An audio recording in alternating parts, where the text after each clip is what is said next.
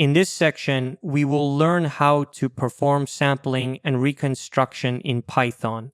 From our previous lecture, we already know that for accurate sampling and proper reconstruction, the sampling frequency must be greater than or equal to twice the maximum frequency of the signal. If the sampling frequency is less than twice the maximum frequency, we will not be able to reconstruct the signal correctly. In our first example, we will perform sampling using a frequency that is less than twice the maximum frequency. This means, in this example, we are not following the Nyquist theorem. First, in order to perform sampling and reconstruction in Python, we need to import a few important Python modules, NumPy, Matplotlib, and from Matplotlib, we will import PyPlot. So let's run this cell to import all these modules into our working environment. Next, we need to generate our continuous time signal. In this example, the frequency of the signal is set to 20 Hz. We are creating a time vector t that contains 200 samples between 0 and 0.5 seconds. So we generate t using numpy.linear space from 0 to 0.5 with 200 samples.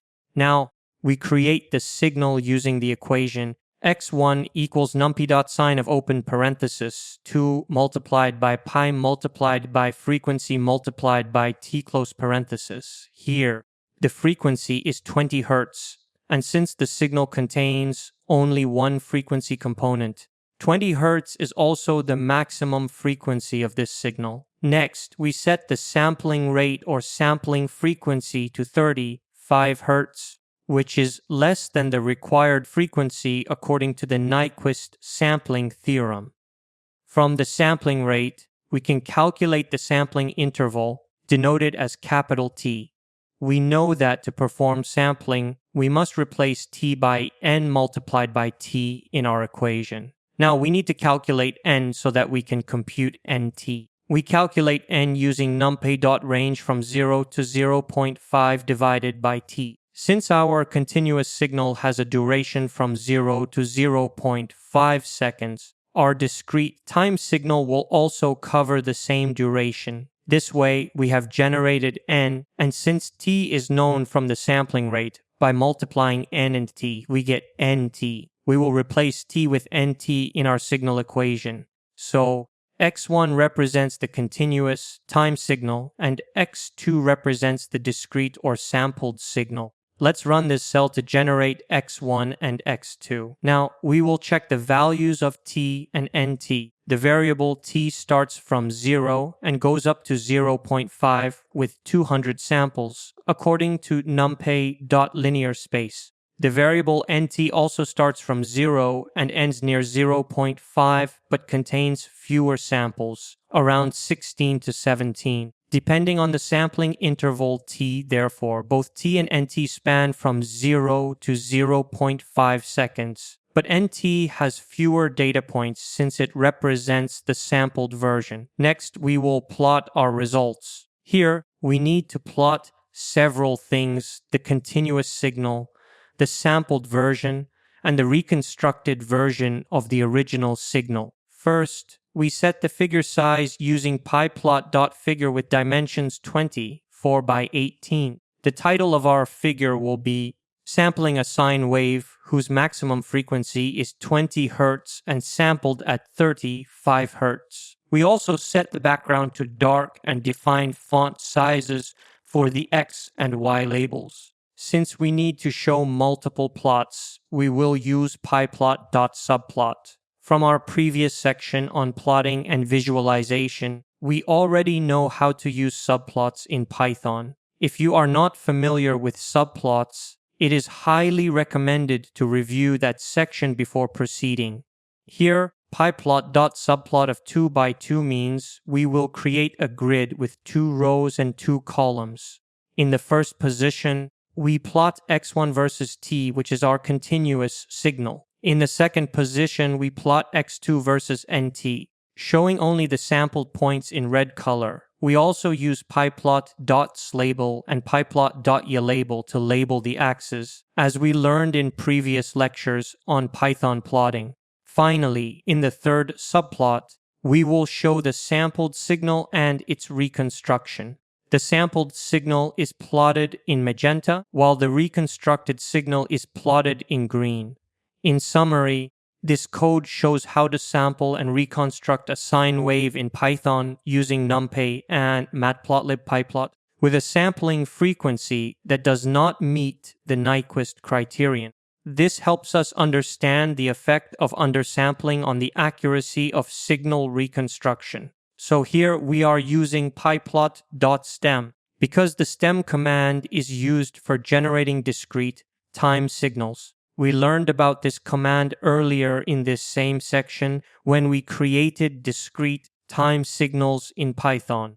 Let's run this cell and see what we get. As we can see from the code output, there are 4 figures arranged in 2 rows and 2 columns. These 2 are our rows, and these 2 are our columns.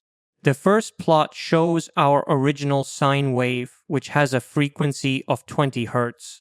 The second plot shows the sampled signal, where the sampling frequency is 35 Hz. The third plot shows the reconstructed sine wave.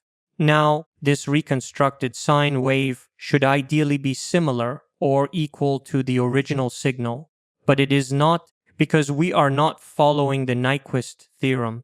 Our sampling frequency is less than twice the maximum frequency of the signal. Let's do another example. Everything in this example is the same except that now we are using a sampling frequency of 50 Hz instead of 35 Hz.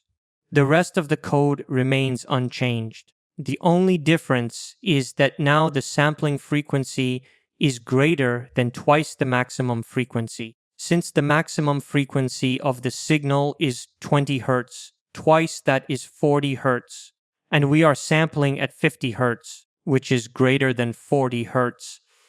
Let's run this cell. We can see that the signal still has a frequency of 20 Hz, and the samples are now taken at 50 Hz. We now have more samples than in the previous example. The reconstructed sine wave is also visibly smoother and closer to the original signal. This shows that by increasing the sampling frequency, we move closer to the true shape of the original sine wave. Here, we are following the Nyquist theorem because our sampling frequency is greater than twice the maximum frequency.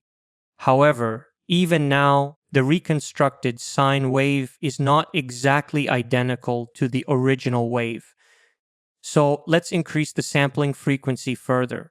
In the next example, we use a sampling frequency that is 5 times greater than the maximum frequency. Since the signal frequency is 20 Hz, we now set the sampling frequency to 100 Hz. Everything else in the code remains the same. When we run this cell, we can see that the signal still has a frequency of 20 Hz, but now the sampling frequency is 100 Hz. The number of samples has increased compared to both the 50 Hz and the 35 Hz examples. The reconstructed wave now looks much smoother, and we can easily recognize it as a sine wave. From the previous examples, when we used 35 Hz or even 50 Hz, the reconstructed signal looked somewhat distorted, almost like a triangular wave. But now, with a sampling rate of 100 Hz, the reconstructed wave closely matches the original sine wave. This shows that when the sampling frequency is approximately 5 times greater than the maximum frequency, we can accurately reconstruct the original signal. I encourage you to experiment further. Try increasing the sampling frequency to 7 times the maximum frequency and see if the reconstruction becomes even closer to the original wave. Now, let's take another example. In this case, we are performing sampling and reconstruction on a sine wave that is formed by summing 2 different sine waves. Here, we generate x1, which is the sum of two sine waves. The first has a frequency of 10 Hz, and the second has a frequency of 20 Hz. This means that the maximum frequency of this combined signal is 20 Hz.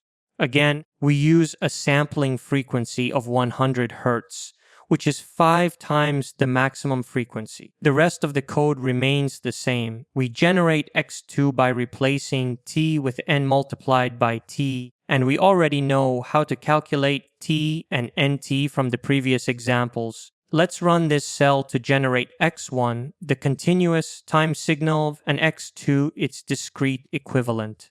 When we run the code, we can see that the continuous signal is indeed a sum of two sine waves, one of 10 Hz and one of 20 Hz. Since 20 Hz is the highest frequency present, it represents the maximum frequency of this signal.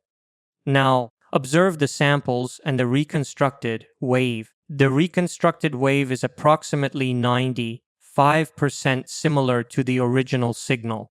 From these plots, we can clearly visualize that if we want to sample and reconstruct a sine wave accurately, our sampling frequency must be greater than twice the maximum frequency, as stated by the Nyquist theorem. However, from these experiments, we can also conclude that if the sampling frequency is at least 5 times greater than the maximum frequency, the reconstruction becomes almost perfect. So this was our original signal, and we sampled it to obtain its discrete time version. From our previous lectures on analog to digital conversion, we know that we convert an analog input signal into a discrete time signal for easier processing. But during this conversion, some important information is lost. To recover the lost information and return the signal to its original form, we use digital to analog conversion, also known as signal reconstruction. In this example, the input signal was analog, and after sampling and reconstruction, we successfully recovered the original signal, showing that proper sampling frequency selection allows us to perfectly reconstruct the signal.